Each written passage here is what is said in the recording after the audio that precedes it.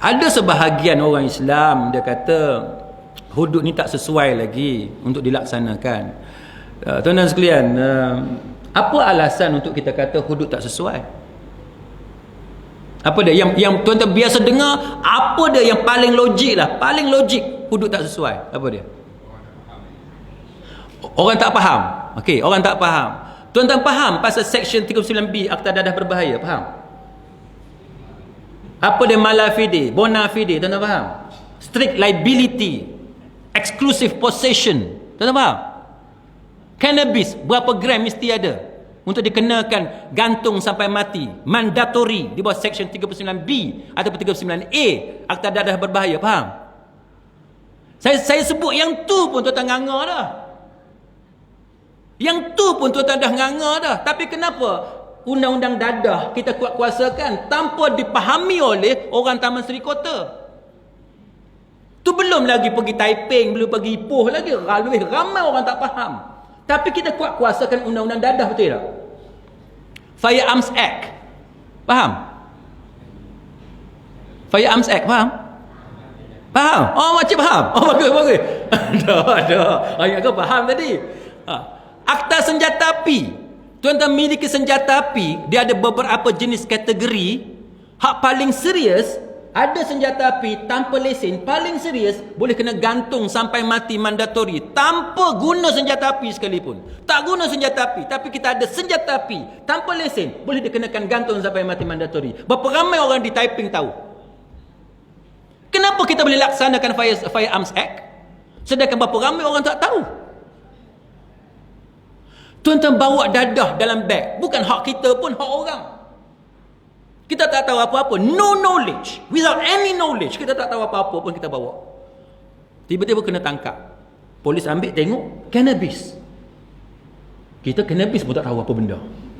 Nah, kita ingat ke bedak, ingat ke tepung, rupa-rupa cannabis, ganja. Berapa gram? Minimum 200 gram, minimum 200 gram, gantung sampai mati mandatori. Kenapa dilaksanakan? Sedangkan berapa ramai orang kat Ipoh, orang dekat Kuala Lumpur, di Johor tak tahu apa-apa pun. Jadi yang tu orang kata mengarut. Faham ni, kena bagi faham dulu. Jawapan saya mengarut. Sebab berapa banyak orang tak tahu apa-apa pun. Undang-undang rogol, tuan-tuan tahu rogol? Tuan-tuan pun tak tahu. Lawyer macam saya saja yang tahu. Siapa yang jadi lawyer yang biasa mengendalikan kes rogol, dia tahu. Lawyer yang duk buat sign SMP beli rumah tak tahu. Undang-undang rogol, orang kita tak tahu. Nak bukti rogol macam mana? Kau tahu? Nak bukti rogol macam mana? Orang perempuan dekat Taman Seri Kota tak tahu. Tapi kenapa undang-undang rogol dilaksanakan dalam negara kita? Nak bukti rogol antaranya mesti ada penetration, kemasukan. Orang Arab kata dukhul, mesti ada dukhul, kemasukan, penetration. Nak bukti penetration, saya lawyer, sebagai lawyer saya akan tanya kepada pakar perbidanan dan sakit puan yang kita panggil ONG tu. ONG tu bukan oil and gas. ONG satu lagi. Ni kadang-kadang orang Petronas ada ni dia ingat oil and gas. Bukan oil and gas. Obstetric and gynecologist. Baik, jam tu, kalau tuan-tuan tengok jam, bulat kan? Saya sebagai lawyer saya akan tanya doktor pakar. Ada penetration atau tidak? Kalau doktor kata tidak ada penetration, buang kes. Kalau doktor kata ada penetration, kemasukan, saya akan tanya, wear and tear macam mana? Wear and tear dah.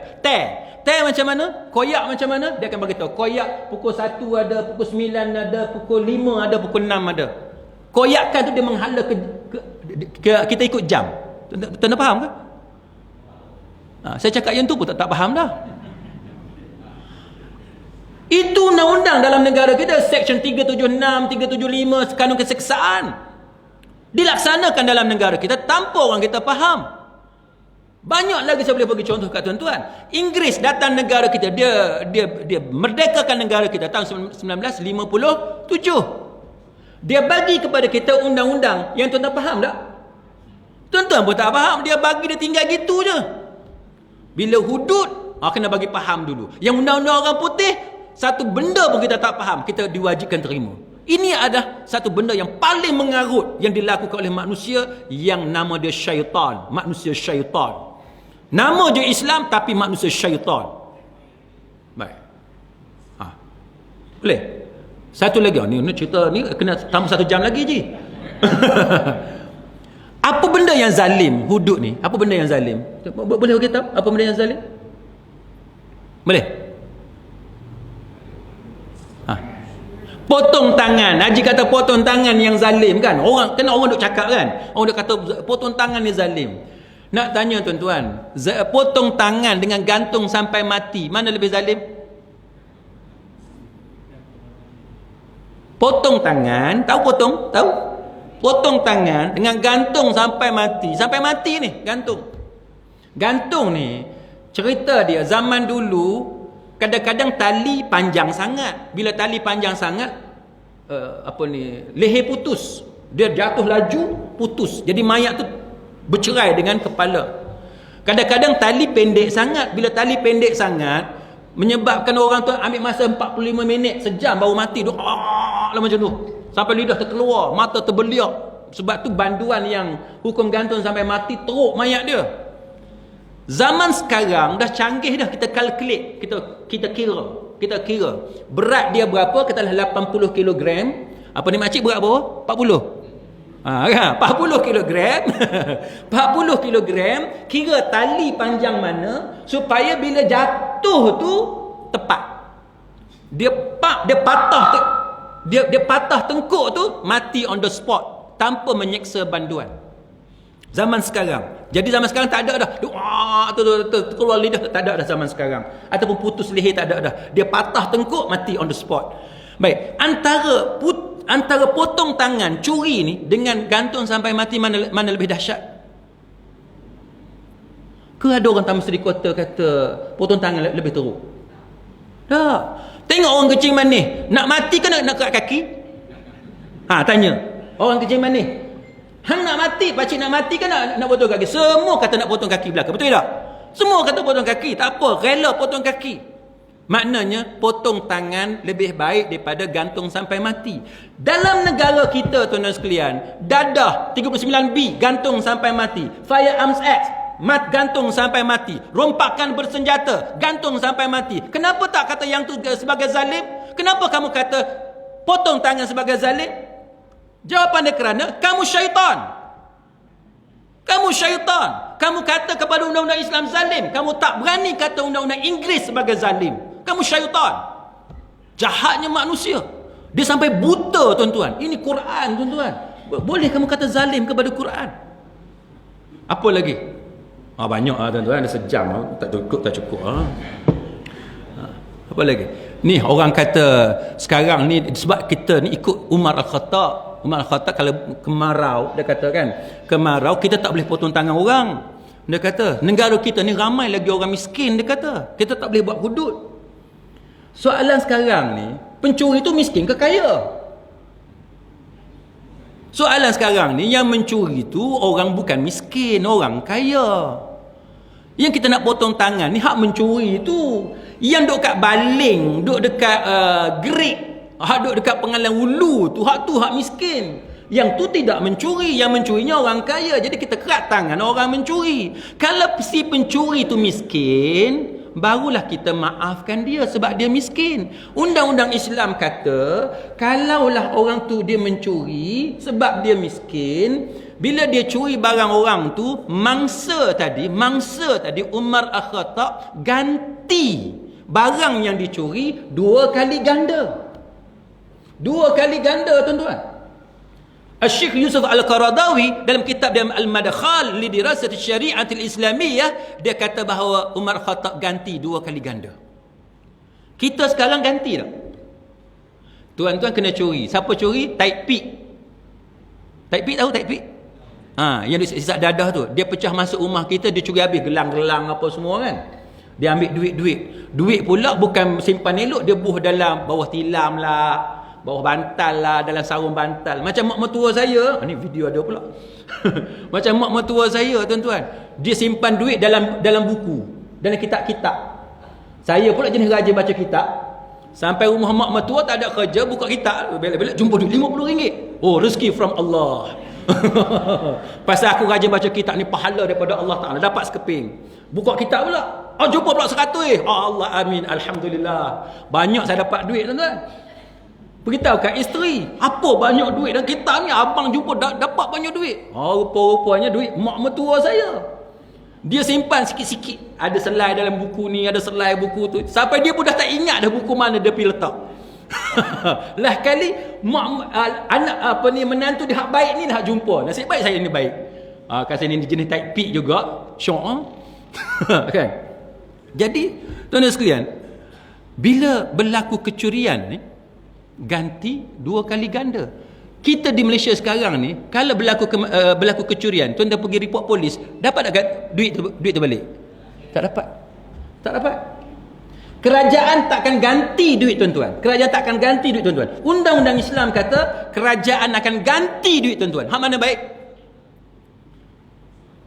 Tuan-tuan tanya orang Cina, orang India, dia nak hak mana? Undang-undang Malaysia sekarang ke undang-undang Islam? Kalau kita bagi tahu yang ni kepada mereka, keindahan undang-undang Islam, Cina dengan India pun nak undang-undang Islam.